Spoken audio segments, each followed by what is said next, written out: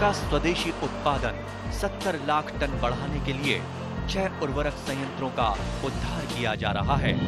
FCIL के गोरखपुर, सिंदरी, तलचर और रामागुंडम संयंत्र, HFCL की बरौनी इकाई और BVFCL की नामरू फोर्थ।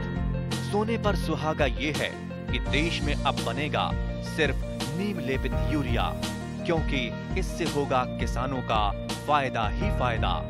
अनाज का उत्पादन 10% तक बढ़ेगा, बढ़ेगी 10 से 15% नाइट्रोजन क्षमता।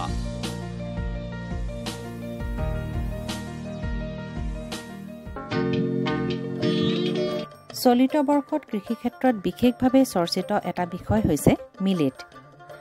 ৰাষ্ট্ৰসংঘই 2023 বৰ্ষক আন্তঃৰাষ্ট্ৰীয় মিলেট বৰ্ষ হিচাপে ঘোষণা কৰাৰ লগে লগে সৰ্বত্ৰ চৰ্চিত হৈ পৰিল মিলেট, ইয়াৰ কৃষি পদ্ধতি, মিলেটৰ পৰিপুষ্টি, গুণ তথা মিলেটৰ পৰা তৈয়াৰ কৰিব পৰা নানান প্ৰকাৰৰ খাদ্য সম্ভাৰৰ বিষয়ে।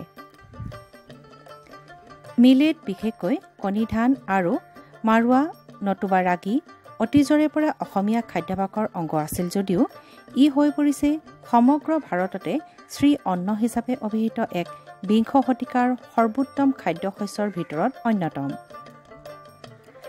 60ৰ দশকৰ মাজভাগত আৰম্ভ হোৱা সেউজ বিপ্লৱৰ পৰা অন্য শস্য বিশেষকৈ ধান, ঘেঁহু, মাকৈ আদি খাদ্যবস্তুৰ ওপৰত অধিক গুৰুত্ব দিয়াৰ ফলত এই সোণালী শস্যবিধৰ দৈনন্দিন ব্যৱহাৰ হ্ৰাস পাবলৈ ধৰিলে। মিলেটৰ গুৰুত্ব পুনৰ প্ৰচলন কৰিবৰ বাবে অসম চৰকাৰে ঘোষণা কৰে অসম মিলেট মিছন। 2022 বৰ্ষৰ 16 নৱেম্বৰ তাৰিখে অসমৰ মাননীয় মুখ্যমন্ত্ৰী ডক্টৰ হিমন্ত বিশ্ব শৰ্মাই শুভাৰম্ভ কৰা অসম মিলেট মিছনৰ প্ৰধান লক্ষ্যসমূহ হ'ল মানৱ দেহৰ পৰিপুষ্টিত অৰিহণা যোগোৱা, কৃষকৰ আয় বৃদ্ধি, মিলেটৰ উৎপাদন বৃদ্ধি আৰু শস্যৰ ভিন্নতা বৃদ্ধিত অৰিহণা। অসম মিলেট মিছনৰ উদ্দেশ্য আৰু আমাৰ ৰাজ্যখনত কৰিব পৰা মিলেটৰ সম্পৰ্কে জানিবলৈ বিচৰাত এপাৰ্টৰ কৃষি উপদেষ্টা ডক্টৰ প্ৰণৱ কুমাৰ মহন্তই এনেদৰে কয়। তিনিটা দিশত যদি আমি চাওঁ হোৱাই ইট ইজ ইম্পৰ্টেণ্ট, মিলেট কিয় প্ৰয়োজনীয়। প্ৰথম কথা হ'ল স্বাস্থ্যৰ কাৰণে এটা উপযোগী খাদ্য। ইয়াত যথেষ্ট পৰিমাণৰ মাইক্ৰ'নিউট্ৰিয়েণ্ট থাকে, লগত থাকে প্ৰটিন আছে। এতিয়া মই এটা উদাহৰণ দিছোঁ, কেলছিয়াম ফিংগাৰ মিলেটত গাখীৰতকৈ 3 গুণ বেছি থাকে। ঠিক সেইদৰে জিংক আছে, আইৰণ আছে আৰু প্ৰটিন আছে, আৰু লগতে ইয়াত মেক্সিমাম ফাইবাৰ আছে। এই গ্লাইচেমিক ইণ্ডেক্স ইয়াৰ কম, যিটো কাৰণে মানুহে খাদ্য হিচাপে যিখিনি কাৰ্বহাইড্ৰেট বা আহাৰ গ্ৰহণ কৰে, য'ৰ পৰা ছুগাৰটো ব্লাডলৈ বা মানুহৰ দেহলৈ খুব লাহে লাহে যায়, যিটো কাৰণে ডায়েবেটিক পেচেণ্টৰ কাৰণে এইটো উত্তম খাদ্য। আৰু ই গ্লুটেন ফ্ৰী, আৰু আমি স্বাস্থ্য বিভাগৰ পৰা পোৱা ৰিপৰ্ট মতে এই কেঞ্চাৰ এগেইনষ্টে ফাইট কৰে, হাৰ্ট ডিজিজৰ এগেইনষ্টে ফাইট কৰে, আৰু এই যিহেতু ফাইবাৰ বেছি থাকে আৰু গ্লাইচেমিক ইণ্ডেক্স কম, গতিকে ডায়েবেটিছ পেচেণ্টৰ কাৰণে উত্তম খাদ্য। দ্বিতীয় কথা, যদি আপুনি ফাৰ্মাৰ্ছৰ দিশৰ পৰা যায়, কৃষকৰ দৃষ্টিৰে চাই, ই আটাইতকৈ কম কৃষকৰ এটেনশ্যন লাগে প্ৰয়োজন হয়, কাৰণ কম পানী লাগে, আৰ্দ্ৰ ভূমিত ইয়াক খেতি কৰিব পাৰি, কষ্ট প্ৰডাকশ্যন মানে উৎপাদনৰ ব্যয় কম, আৰু যিকোনো জলবায়ু প্ৰতিকূল বতৰত বা খৰাং অৱস্থাত এই শস্যটোৰ কৃষিকাৰ্য কৰিব পাৰি, আৰু ই অলপমান কেয়াৰ পালে উৎপাদন যথেষ্ট বৃদ্ধি কৰে। অৰ্থাৎ আমি ক'ব পাৰোঁ যে কম খৰচত বেছি উৎপাদন, বেছি লাভজনক শস্য হিচাপে পৰিগণিত হয়। আৰু 3 নম্বৰ কথা হ'ল পাৰিপাৰ্শ্বিকতাৰ লগত বা জলবায়ুৰ লগত। প্ৰথম কথা হ'ল ইয়াৰ কাৰ্বন ফুটপ্ৰিণ্ট ইয়াৰ খুব কম, আৰু 2 নম্বৰ কথা, ই যিহেতু এটা আৰ্দ্ৰ ভূমিত বা শুকান ভূমিত কৰিব পৰা খেতি, পানীৰ পৰিমাণ ইয়াক কমকৈ লাগে, গতিকে ই জলবায়ুৰ কাৰণে আমি জলবায়ু সহিষ্ণু বা ক্লাইমেট ৰেজিলিয়েণ্ট ক্ৰপ হিচাপে গণ্য কৰিব পাৰোঁ। আৰু যিহেতু ই পৰিপুষ্টিৰ ফালৰ পৰা যথেষ্ট সমৃদ্ধ, গতিকে বৰ্তমান সময়ত মিলেটক কোৱা গৈছে it is the future crop. আৰু সেইটো কাৰণে যদিও মিলেট চিৰিয়েল, ইয়াক কোৱা হৈছে নিউট্ৰি চিৰিয়েল, আৰু শেহতীয়াকৈ ইয়াক কোৱা গৈছে শ্ৰী অন্ন, অৰ্থাৎ সকলো খাদ্যতকৈ উত্তম মিলেট খাদ্য বুলি কোৱা হৈছে। মিলেট যদি আমি বুৰঞ্জীগত বা পুৰণা দিনত চাওঁ, ভাৰতৰ প্ৰতিটো অঞ্চলতে মিলেটৰ কৃষিকাৰ্য কৰিছিলে, কিন্তু স্বাধীনতাৰ পিছৰ পৰা যিহেতু সেউজ বিপ্লৱেই হওক বা আন বৈজ্ঞানিক কাৰণত আমি মেক্সিমাম বা খুব বেছি গুৰুত্ব দিলোঁ ধান, ঘেঁহু, গোমধানৰ দৰে শস্যত, আৰু মিলেটটো পিছ পৰি গ'ল, গুৰুত্বহীন হৈ পৰিলে। এতিয়া আমি সদ্যহতে আছাম মিলেট মিছনত অসম কৃষি বিশ্ববিদ্যালয়ৰ অনুমোদন সাপেক্ষে আমি 3টা ক্ৰপ লৈছোঁ। এটা হ'ল ফিংগাৰ মিলেট, যিটো মৰুৱা ধান বা ৰাগী বুলি কোৱা হয়, এটা হয় ফক্সটেল মিলেট, যিটো কণী ধান বা কাউন বুলি কোৱা হয়, আৰু এটা প্ৰচ' মিলেট, যিটো চীনা ধান বা চীনা বজৰা বুলি কোৱা হয়। এই 3টা ইনিচিয়েলি বা আৰম্ভণিতে আমি অসম মিলেট মিছনত সামৰি লৈছোঁ। যিটো আমি ফিংগাৰ মিলেট মাৰুৱা ধান, সেইটো সাধাৰণতে জুলাই আগষ্ট মাহত ৰোপণ কৰে আৰু সাধাৰণতে প্ৰায় 100 পৰা 110 দিনীয়া শস্য হয় আৰু তাক চপাই জানুৱাৰী মাহত, আৰু ফক্সটেল মিলেট আৰু প্ৰচ' মিলেট ফেব্ৰুৱাৰী মাহত গুটি সিঁচে আৰু জুন মাহত চপোৱা। শালি ধান চপোৱাৰ পিছত যেতিয়া আমাৰ মাটিখিনি চন পৰি থাকে বা কোনো খেতি নোহোৱাকৈ পৰি থাকে, সেই সময়ত আমি যদি ফেব্ৰুৱাৰী মাহত এই ফক্সটেল মিলেট বা প্ৰচ' মিলেট কৰিব পাৰোঁ। কিন্তু এইখিনিতে কৃষকসকলে এটা কথা মনত কৰিব লাগিব, যাতে পানী জমা নহয়, কাৰণ মিলেটক পানী খুব কম লাগে, কিন্তু জমা হোৱা মাটিত মিলেটৰ শস্য ভাল নহয়। গতিকে তেনেকুৱা যে ওখ মাটি থাকে পানী জমা নোহোৱা, তাত আমি শালি শস্য চপোৱাৰ পিছত মিলেটৰ কাৰ্য কৰিব পাৰোঁ। 2022 চনৰ পৰা অসম মিলেট মিছন আৰম্ভ কৰিছিলোঁ। তাৰ আগৰ এটা পৰিসংখ্যা অনুযায়ী মিলেট বা তেনেকুৱা অনুৰূপ জাতীয় শস্যৰ আমাৰ 5000 হেক্টৰ কৃষিভূমি আছিলে অসমত। কাৰণ কেৱল মিলেটেই নহয়, বাকহুইট বা ধেমচি নিচিনা জাতীয় শস্য তাত সংলগ্ন হৈ আছে। 5000 কৃষিভূমি আছিলে 5000 হেক্টৰ, আৰু উৎপাদন ক্ষমতা আছিলে প্ৰায় 600 কেজি পাৰ হেক্টৰ। এতিয়া আমি মিলেট মিছন যিহেতু 7 বছৰৰ কাৰণে হৈছে, 2022 পৰা 2029 চনৰ কাৰণে, গতিকে ইয়াত আমি 25000 প্ৰত্যক্ষভাৱে আৰু 25000 হেক্টৰ পৰোক্ষভাৱে, অৰ্থাৎ 50000 হেক্টৰ কৃষিভূমিত মিলেট শস্য কৰাৰ এটা লক্ষ্য নিৰ্ধাৰণ, মানে 6-7 বছৰৰ ভিতৰত। হয়, আৰু উৎপাদনটো আমি 600 পৰা 1200 কেজিলৈ আমি নিয়াৰ কথা চিন্তা কৰিছোঁ। কি ধৰণে আগবাঢ়ি লৈ যাম বুলি ভাবিছে এই মিছনটো? চাওক, আমি মিছনটো 15খন ডিষ্ট্ৰিক্ট এতিয়া অসম মিলেট মিছনে সামৰি লৈছে। এই 15খন ডিষ্ট্ৰিক্ট আমি অসম মিলেট মিছনৰ ফালৰ পৰা প্ৰতিখন জিলাত একোটা মিলেটৰ কোষ আমি গঠন কৰিছোঁ। তাত এজন নডেল অফিচাৰ আছে, এজন মিলেট এক্সটেনশ্যন এক্সপাৰ্ট আছে আৰু এজন মিলেট মাৰ্কেটিং এক্সপাৰ্ট আছে। তেওঁলোকৰ জৰিয়তে আমি মিলেটৰ সম্প্ৰসাৰণ বা মিলেটৰ সজাগতা সম্পৰ্কে আৰম্ভ কৰিছোঁ। আৰু যিহেতু এই বছৰটো ইণ্টাৰনেশ্যনেল ইয়েৰ অফ মিলেট বা আন্তৰ্জাতিক মিলেট বৰ্ষ, আৰু অসমৰ কাৰণে এই বৰ্ষ আন্তৰ্জাতিক মিলেট বৰ্ষ পালনৰ কাৰণে কেন্দ্ৰীয় চৰকাৰে আমাক জুন মাহটো নিৰ্দিষ্ট কৰি দিছে। গতিকে এই জুন মাহৰ ভিতৰতে আমি বিভিন্ন ধৰণৰ সজাগতা আৰম্ভ কৰিছোঁ, প্ৰচাৰ আৰম্ভ কৰিছোঁ, বিশেষকৈ কৃষকসকলৰ মাজত। আৰু খাদ্য সেৱন কৰিবলৈ আমাৰ যিহেতু টাৰ্গেট পিপুল, পাৰ্টিকুলাৰলি ওমেন, বিশেষকৈ লেক্টেটিং আৰু প্ৰেগনেণ্ট ওমেন আৰু শিশুসকলৰ মাজত যদি ইয়াৰ সজাগতা আহে, এইটো কাৰণে আমি anganwadi, social welfare, elementary education আৰু কৃষি বিভাগৰ জৰিয়তে কৃষকসকলৰ মাজত সজাগতা বৃদ্ধিৰ বিভিন্ন আমি সজাগতা সভা আমি আয়োজন কৰিছোঁ। মিলেটে জাৱাৰ, বজ্ৰা, চৰঘাম আদিবোৰ মুখ্য মিলেট সামৰি লোৱাৰ উপৰিও মৰুৱা ধান নতুবা ফিংগাৰ মিলেট, কাউন নতুবা ফক্সটেইল মিলেট আৰু চীনা ধান নতুবা প্ৰ'চ মিলেটো সামৰি লয়। এই তিনিবিধ মিলেটেহে অসমৰ মাটি, পানী আৰু জলবায়ুৰ বাবে উপযোগী। অসমত বৰ্তমানে মাত্ৰ 5000 হেক্টৰ কৃষিভূমি সামৰি মিলেটৰ খেতি কৰা হয় যদিও এই কৃষিভূমিৰ পৰিমাণ অহা 7 বছৰৰ ভিতৰত 60000 হেক্টৰলৈ বৃদ্ধি কৰিবলৈ লক্ষ্য স্থিৰ কৰা হৈছে এই মিলেট মিছনৰ জৰিয়তে। সদ্যহতে অসম মিলেট মিছনে সামৰি লোৱা 15খন জিলা হৈছে বাক্সা, বৰপেটা, বঙাইগাঁও, ধুবুৰী, গোলাঘাট, গোৱালপাৰা, যোৰহাট, কামৰূপ, কাৰ্বি আংলং, কোকৰাঝাৰ, মৰিগাঁও, নগাঁও, শোণিতপুৰ, তিনিচুকীয়া আৰু ওদালগুৰি। অসম মিলেট মিছনে মিলেটৰ শস্য উৎপাদনৰ পৰৱৰ্তী পৰ্যায়ত ল'বলগীয়া ব্যৱস্থা, বিপণন আদিৰ বাবে কৃষক আৰু কৃষক উৎপাদক সংস্থা, উদ্যোগ, মহিলা আত্মসহায়ক গোটসমূহক উপকৃত কৰাৰ লক্ষ্য স্থিৰ কৰা হৈছে। তদুপৰি গৰ্ভৱতী মহিলা, স্তনপান কৰোৱা মাতৃ, শিশু তথা স্কুলীয়া ছাত্ৰ ছাত্ৰীৰ পুষ্টি বৃদ্ধিৰ প্ৰয়াস কৰা হ'ব। মিলেটৰ খাদ্যগুণ তথা মিলেট মিছনে সামৰি লোৱা কিছু দিশ সম্পৰ্কে কৃষি সম্প্ৰসাৰণ বিশেষজ্ঞ গুণীন ৰয়ে এনেদৰে কয়। মিলেট মিছনৰ লক্ষ্যটো হৈছে আমাৰ ইয়াক আচলতে ভাবিব লাগিলে বহুত ইয়াৰ উপযোগিতা আছে। আমাৰ প্ৰথম কথাটো হৈছে কি যে আমাৰ গাঁৱৰ মানুহখিনি যিখিনি আছে তেওঁলোকক আমি সুস্বাস্থ্যৱান কৰাৰ কাৰণে আমাৰ মিলেটৰ এটা উদ্দেশ্য। 2 নম্বৰ উদ্দেশ্যটো হৈছে কি কৃষকৰ আয় বৃদ্ধি কৰাটো। কাৰণ চাওক, আমি মিলেট খেতিটো এনেকুৱা জেগাত কৰিব পাৰোঁ য'ত নেকি বেলেগ খেতি নহয়। কিছুমান আপুনি অঞ্চলত দেখিব যে এনে জেগাখিনি কৰি আছে, সেই ঠাইখিনিত আমি মিলেট ক্ৰপ কৰিব পাৰোঁ। আমি এইটো এটা গ্লুটেন ফ্ৰী শৰ্কৰা যুক্ত খাদ্য হয় আৰু যিটোৱে খাদ্যই আমাৰ স্বাস্থ্যত সহায় কৰে। আৰু ইয়াতে এটা কথা আমি ক'ব লাগিব, ছাৰে কৈ গৈছিল গ্লাইচেমিক ইণ্ডেক্স। গ্লাইচেমিক ইণ্ডেক্স মানে কথাটো হৈছে কি যে আমি ভাত খালোঁ, ভাত খাই দিয়াৰ লগে লগে কি হয় আমাৰ ডাইজেশ্যন ছিষ্টেমটো আৰম্ভ হৈ যায়। সেইটো এটা পেৰিষ্টেলটিক মুভমেণ্টত হয়, যিটো একবাৰ সংকোচন, একবাৰ মানে খোলা খায়, একবাৰ মেলা খায়, একবাৰ খোলা খায়।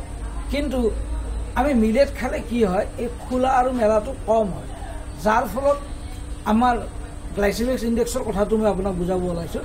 তাৰমানে কি হয়, তেতিয়া ব্লাডত যিটো চুগাৰ এৰি দিয়ে, মানে আমাৰ তেজত চেনিটো এৰি দিয়াৰ কাৰণে যিটো প্ৰচেছ সেইটো একেদম লেছ, আৰু সেইকাৰণে আমি এই ক্ৰপটোক গ্লাইচেমিক ইণ্ডেক্স লেছ ক্ৰপ বুলি ক'ব পাৰোঁ। মানে আপুনি ডায়েবেটিক পেচেণ্টৰ কাৰণে ভাল বুলি ক'ব? একদম ভাল।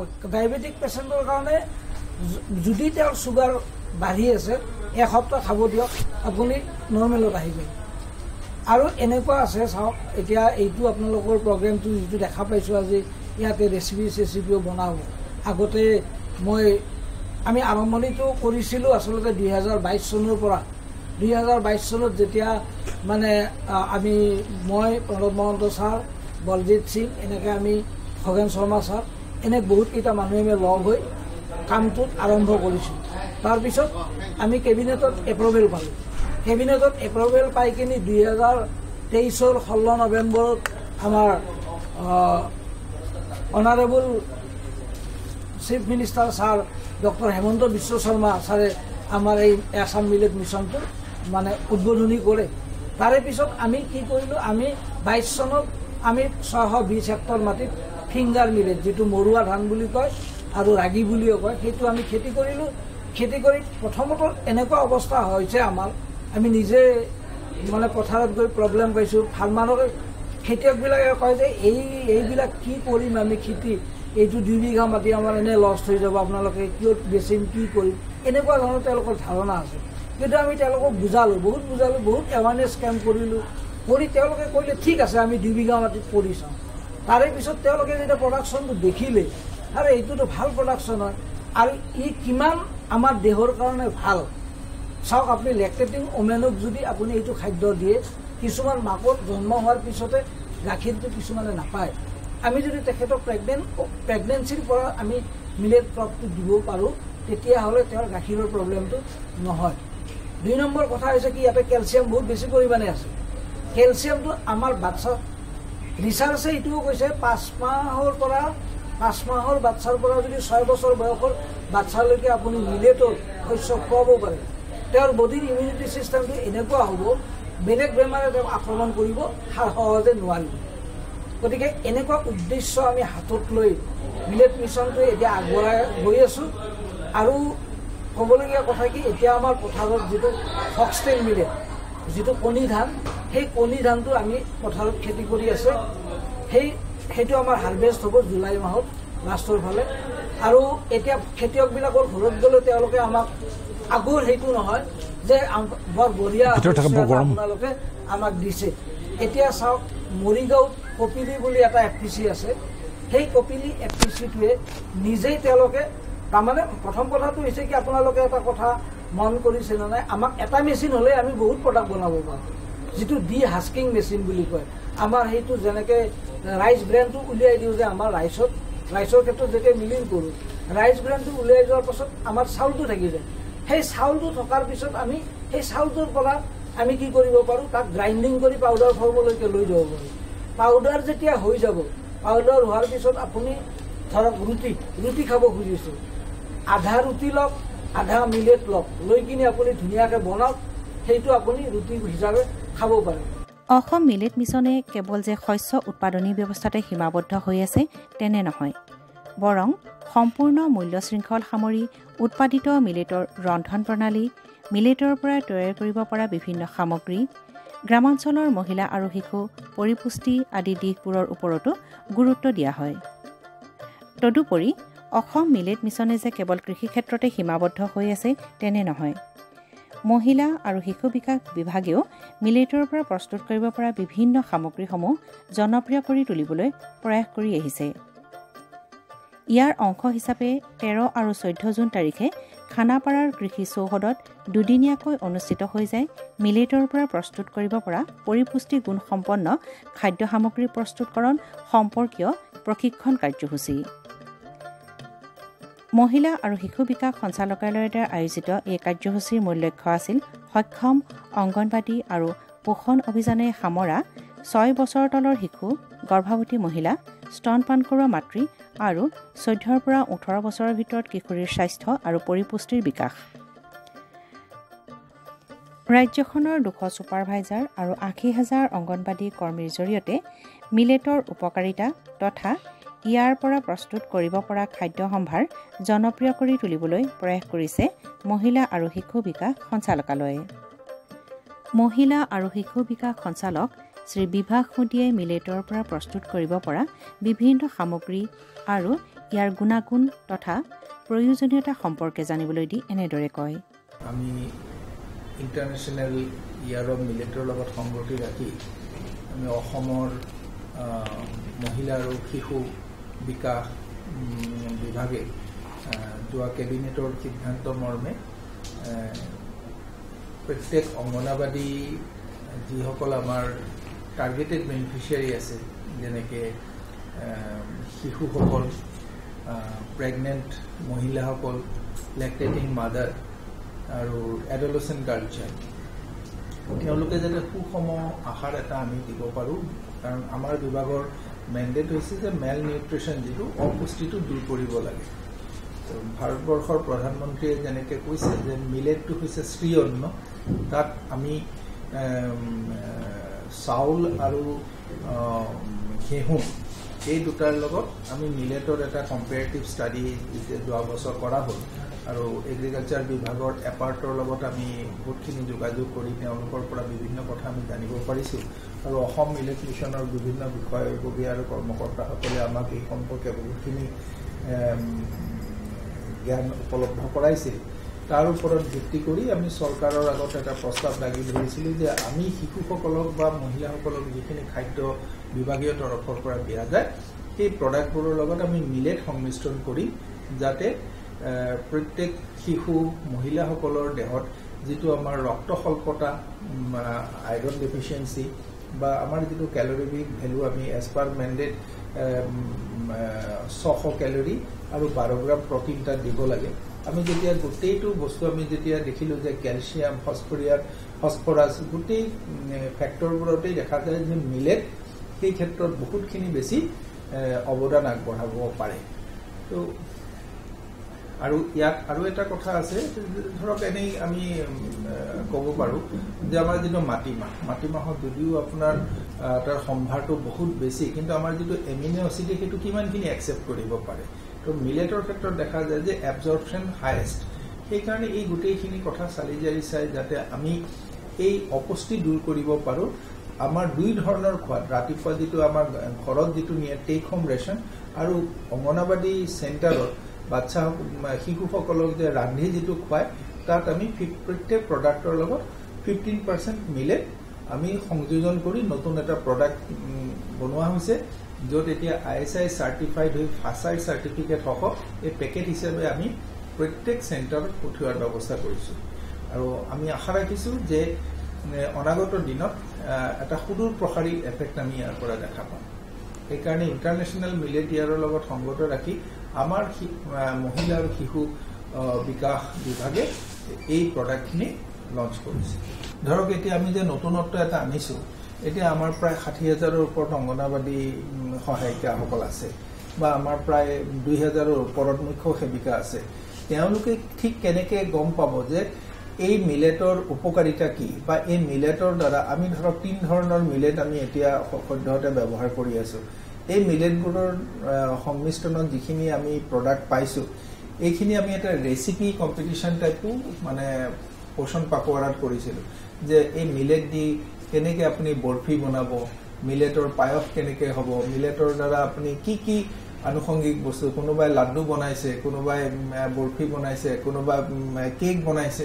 তো এই ধৰণৰ শিশুসকলক আকৰ্ষিত কৰিবৰ কাৰণে কি ধৰণৰ বিভিন্ন ধৰণৰ আমি ফুড আইটেম আনিব পাৰোঁ আৰু তাৰ ওপৰতে আজি প্ৰশিক্ষণ যাতে মিলেটৰ জৰিয়তে আমি এটা ভাল মানে খোৱা বোৱাৰ যিটো কয় বিহেভিয়াৰেল চেঞ্জটো যাতে আমি আনিব পাৰোঁ আৰু কাটিং এজ লেভেলত মানে একদম অংগনবাদী আৰু বেনিফিচিয়াৰী যাতে ইয়াৰ গুণাগুণ সম্পূৰ্ণৰূপে জানে তাৰ কাৰণে এই প্ৰশিক্ষণৰ ব্যৱস্থা কৰা হৈছে আৰু এওঁলোকে প্ৰশিক্ষিত হৈ আকৌ তেওঁলোক যেতিয়া ব্লক পৰ্যায়ত যাব অংগনবাদীসকলক ছেক্টৰত তেওঁলোকে মাতি আনিব আমাৰ এজন ছুপাৰভাইজাৰে কমেও 25টাৰ পৰা 30টা অংগনবাদী চেণ্টাৰ চাই সেইটো কোৱা হয় ছেক্টৰ তেওঁলোকক আমি এতিয়া প্ৰশিক্ষণ দিয়াৰ পিছত ব্যৱস্থা কৰিম প্ৰত্যেক ব্লকত যাতে নিজৰ নিজৰ ছেক্টৰত এই ৰেচিপিখিনি লৈ যায় আৰু সেই তেওঁলোকে তাৰ উপকাৰিতাখিনি বৰ্ণনা কৰে তাৰ কাৰণে আসাম মিলেটৰ পৰা আমি কিছুমান লিফলেট সংগ্ৰহ কৰিছোঁ মিলেট মিছনৰ পৰা আৰু আমাৰ ডিপাৰ্টমেণ্টৰ পৰাও আমি কিছুমান লিফলেট উলিয়াম যাতে প্ৰত্যেক নাগৰিকে তাৰ সুবিধা ভোগ কৰিব পাৰে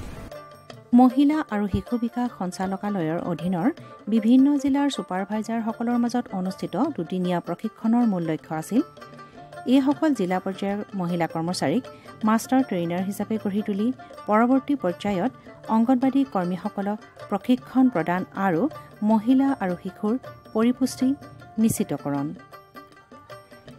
প্ৰশিক্ষণ কাৰ্যসূচী কেৱল যে তাত্ত্বিকেই আছিল তেনে নহয় ব্যৱহাৰিক প্ৰশিক্ষণৰ জৰিয়তে মিলেটৰ পৰা প্ৰস্তুত কৰিব পৰা বিভিন্ন সামগ্ৰী প্ৰস্তুতকৰণ সাধাৰণতে মিলেট আৰু অন্যান্য খাদ্য সামগ্ৰী যেনে চাউল ঘেঁহু মাহ দাইল তথা আন মিলেটৰ সংমিশ্ৰণ তৈয়াৰ কৰি প্ৰস্তুত কৰিব পাৰি মাল্টিগ্ৰেইন খিচিৰি হালোৱা ইত্যাদি এনেবোৰ খাদ্য সামগ্ৰী প্ৰস্তুত কৰিবৰ বাবে প্ৰয়োজনীয় উপাদান সম্পৰ্কে প্ৰশিক্ষক অসীম গগৈয়ে এনেদৰে জানিবলৈ দিয়ে এবাৰ খোলাৰ পিছত কি কৰিব যিখিনি পাউডাৰ এয়াৰটাইট কণ্টেইনাৰ ৰাখিব লাগে যাতে বতাহ সোমাব নোৱাৰে আৰু শীতল আৰু শুকান ঠাইত তাৰপিছতে আৰু এটা কথা হ'ল কি যেতিয়া আমি খুলিম পেকেটৰ পৰা 6 সপ্তাহৰ ভিতৰত খাব লাগে আৰু যদি আপোনাৰ 6 সপ্তাহৰ আগতে এক্সপায়াৰী ডেটটো পৰিছে তেতিয়াহ'লে সেই এক্সপায়াৰী ডেটৰ আগতেই খাব লাগে জেনেৰেলি কোনো কোম্পানীয়ে